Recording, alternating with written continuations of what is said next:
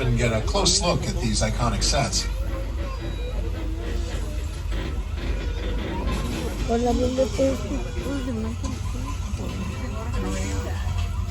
That's a real plane, by the way, a real 747. Production picked it up for 60 grand, which is a pretty good price for a working 747. The catch was it cost over 200 grand to get it here. It was less than 80 miles away. It's always the shipping and handling that gets you.